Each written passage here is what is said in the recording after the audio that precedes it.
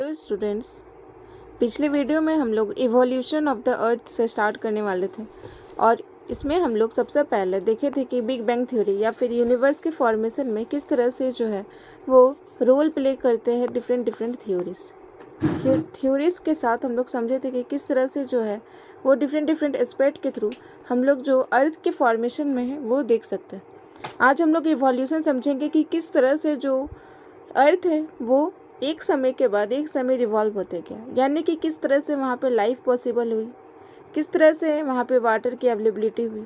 इस तरह से हम लोग सभी चीज़ों को समझेंगे। सबसे पहले इस कंटेस्ट के साथ यहाँ पे बताया गया है कि क्या आपको पता है कि हमारा जो अर्थ है, जो प्लैनेट अर्थ है, वो पहले कैसा था? बैरन था। बैरन का मतलब होता है सूखा, बंजर, रॉकी था, हॉट ऑब्जेक्ट था और वहाँ पर एटमॉस्फेयर कैसा था? थिन था। ठीक है, थिन एटमॉस्फेयर के होने से वहाँ पर जितना भी है वहाँ पर उस समय लाइफ पॉसिबल नहीं हो सकता है। क्यों?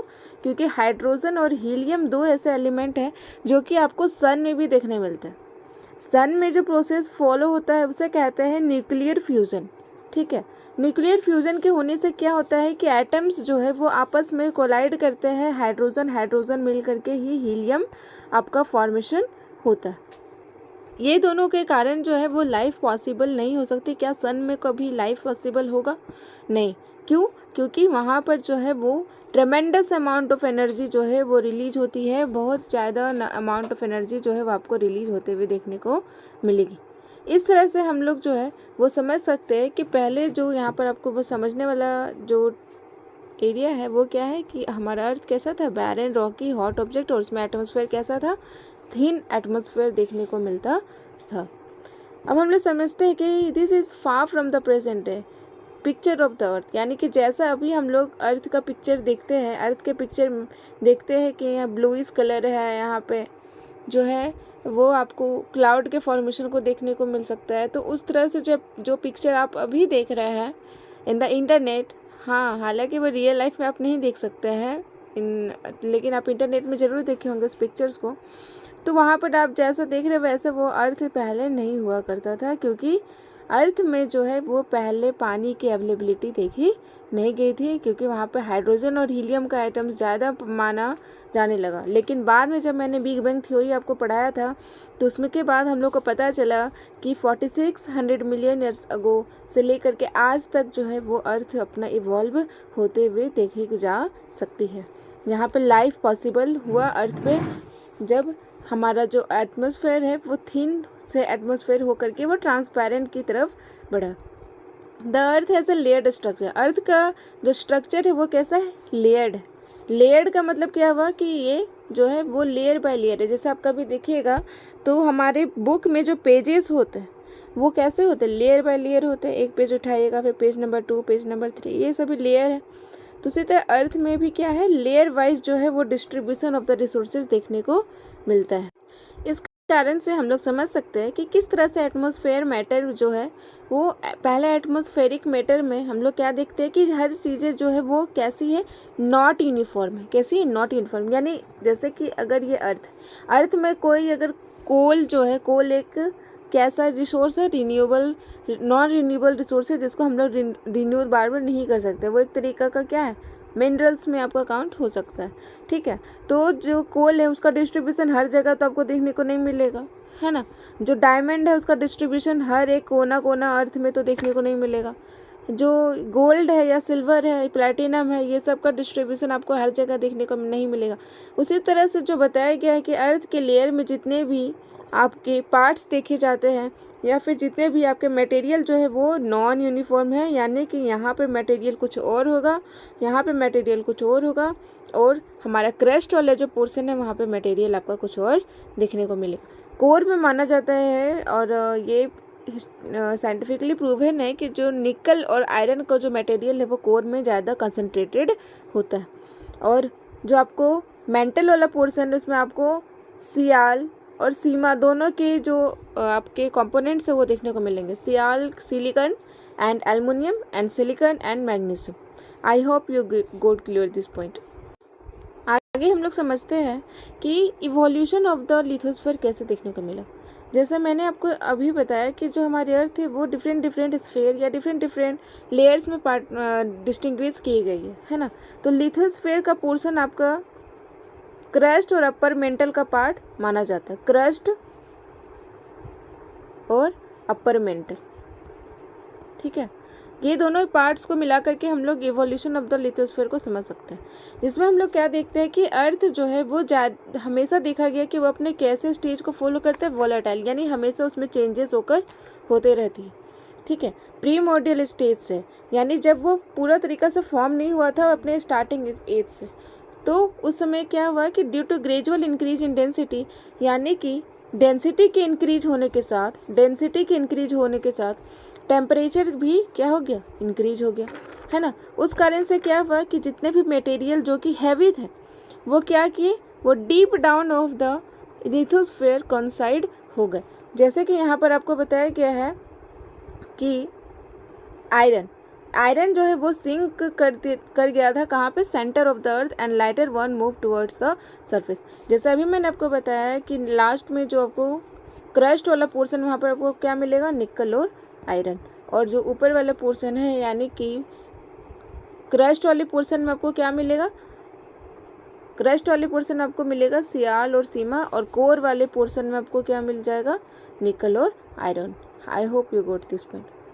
With passage of time it's cooled further and solidify and condense into a smaller size, यानी कि समय के साथ क्या हुआ कि चीज़ें जो है, जितने भी मटेरियल था वो सॉलिडिफाई होता गया, वो कंडेंस होता गया एक छोटा पार्ट में।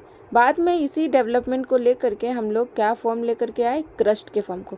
अब बोलिएगा कि क्रस्ट कैसा है, during the formation of the moon due to the giant impact the earth was further heated up, यानी कि जब मून का फॉर्मेशन हो रहा था तब जाइंट इम्पैक्ट के कारण अर्थ जो है वो दोबारा से बहुत ज़्यादा हीट हो गई, और उसके कारण से जो प्रोसेस ऑफ डिफ्रेंसिएशन है वो फॉलो हुआ, जिससे हम लोग different different layer of the अर्थ देख सकते हैं अभी।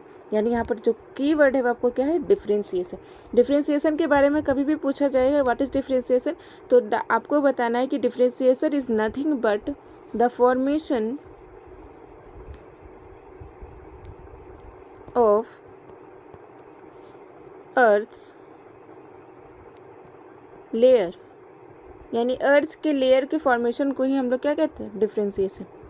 Starting from the surface to the centre part we have layer like crust, यानी कि अभी मैंने आपको बताया कि यहाँ पर जैसे ही आप स्टार्ट करते हैं आपको क्या मिलेगा, क्रस्ट, फिर मेंटल, फिर आउटर कोर और फिर इनर कोर। आउटर यानी बाहरी, इनर यानी एकदम लास्ट वाला अंदर वाला पार्ट, ठीक है। चलिए हम लोग समझेंगे कि एटमॉस्फेयर और हाइड्रोस्फेयर का कैसे इसमें इवोल्यूशन जो है वो देखने को मिलता है। हमारा प्रेजेंट जो अर्थ का एटमॉस्फेयर है उसमें हम लोग बहुत ज़्यादा अबंडेंट अमाउंट में हम लोग क्या देख सकते हैं, नाइट्रोजन, फिर ऑक्सीजन।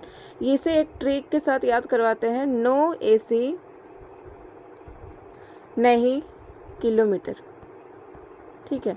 ये क्या है, एलिमेंट्स है जो कि अर्थ के एटमॉस्फेयर में मिलता है। इसका ट्रिक क्या है, नो एसी यानी नहीं एसी नहीं चाहिए, और ना ही किलोमीटर, नहीं किलोमीटर। एन से क्या हो गया आपका, एन से हुआ नाइट्रोजन, ओ से हुआ ऑक्सीजन, ए से हुआ आर्गन, सी से हो गया आपका कार्बन डाइऑक्साइड, ठीक है। नहीं यानी नी से हो गया नियोन, ही से हो गया हीलियम, के से क्रिप्टन या फिर क्रिप्टॉन, और एम से मीथेन, ठीक है। आई hope you got this point. आप लोग कमेंट सेक्शन में से मुझे फिर से एक बार बताइएगा, तब देखते हैं कि किसे किसे याद हुआ ये trick. There are 3 stages in the evolution of the present atmosphere, यानी कि टोटल कितने स्टेजेस में एटमॉस्फेयर का इवोल्यूशन देखा जाता है, टोटल 3 स्टेजेस में। पहला स्टेज में बताया गया था कि जब प्री मॉडर्न एटमॉस्फेयर जो है वो अपना जो रेलिवेंसी है वो लॉस की थी। सेकेंड स्टेज में hot interior of the earth contributed to the evolution, यानी कि जब interior of the earth hot था तो उसने भी एटमॉस्फेयर में कंट्रीब्यूट किया अपने इवोल्यूशन को लेकर के।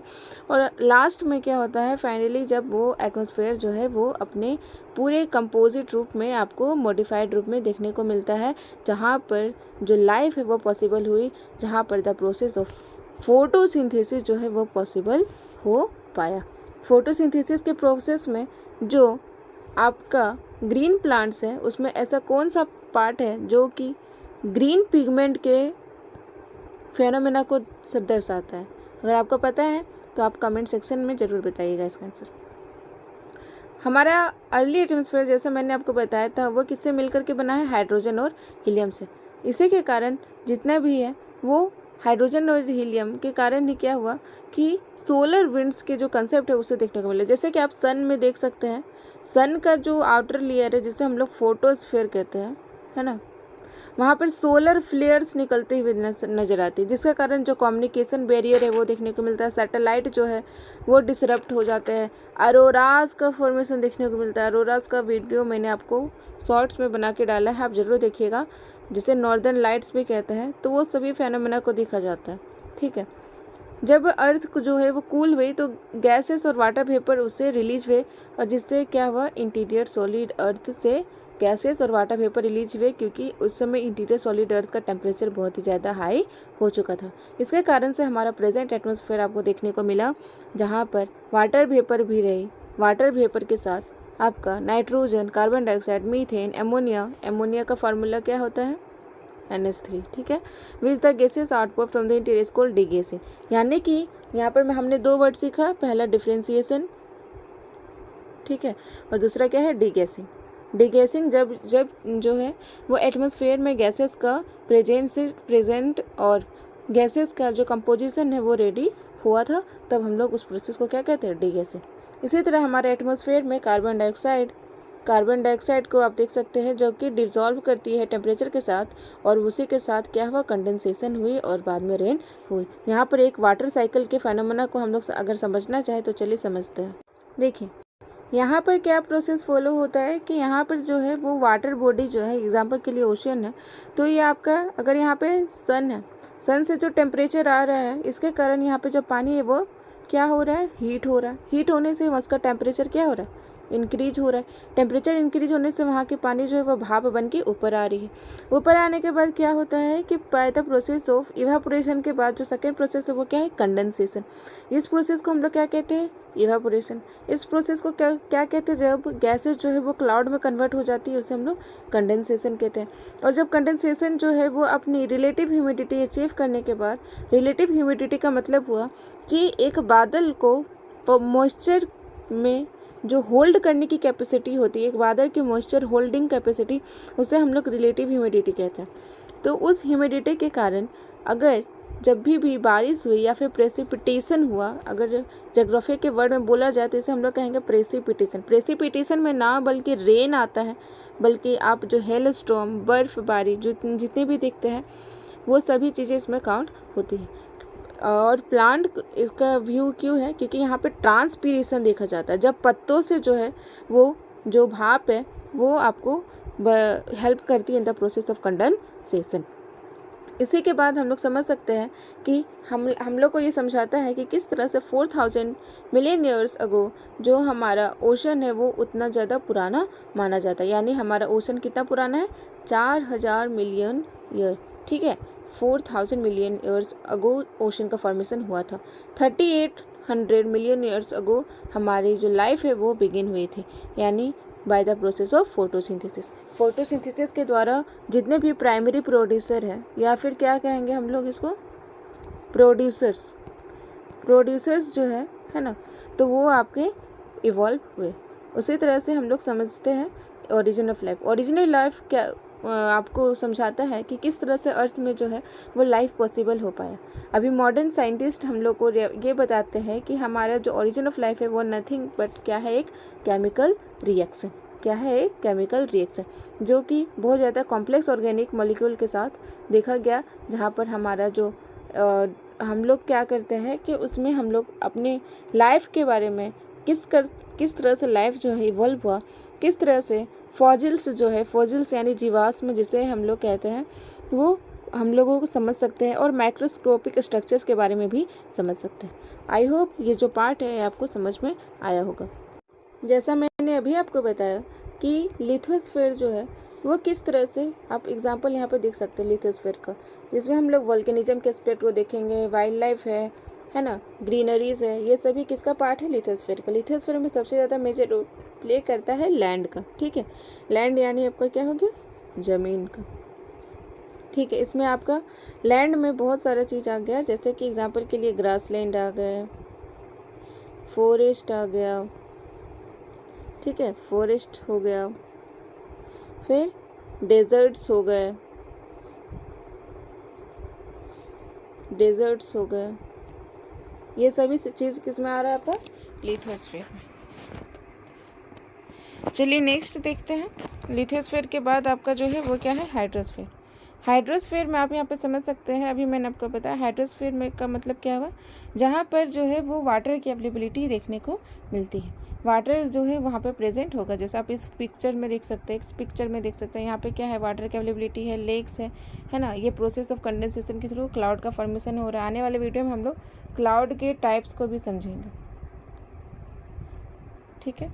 चलिए नेक्स्ट समझते हैं एटमॉस्फेयर। एटमॉस्फेयर में क्या होता है कि क्लाउड का फॉर्मेशन देखने को यहाँ पर मिलता है, ठीक है। हाँ, और ये हाइड्रोस्फेयर से किस तरह से डिफरेंट है, क्योंकि हाइड्रोस्फेयर में वाटर का रूल जाता है, उसी तरह एटमॉस्फेयर में जितने भी एलिमेंट्स जो कि हमारे गैसेस के फॉर्म में प्रेजेंट है, किसके फॉर्म में?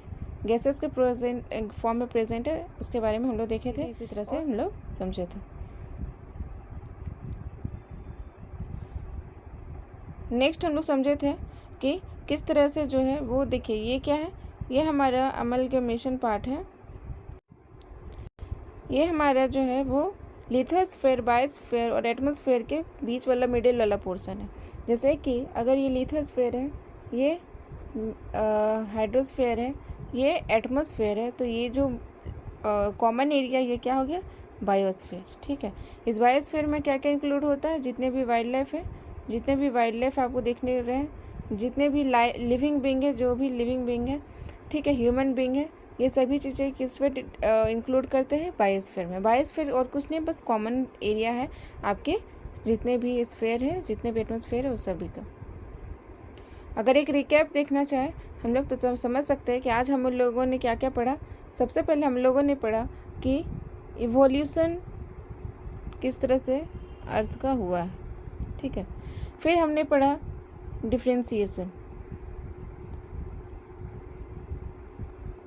फिर हमने पढ़ा डीगैसिंग,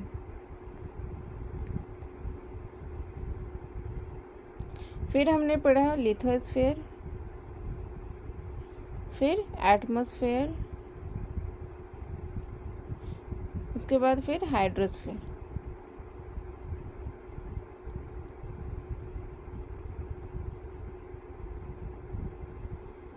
और लास्ट में हमने पढ़ा बायोस्फीयर। आई होप ये सभी चीज़ आपको अच्छे से समझ में आई होगी। अगर कोई भी डाउट है तो प्लीज़ आप वहाँ पर कमेंट सेक्शन में आप बता सकते हैं। कमेंट सेक्शन में अगर कोई भी डाउट है तो आप उससे क्लियर कर सकते हैं। मैं आपके सभी डाउट्स को एक एक करके सॉल्व करूँगी। अगर कोई भी क्वेरी है then let me know in the comment section below, and if you found helpful for my content then please like, subscribe for more such content. Thank you.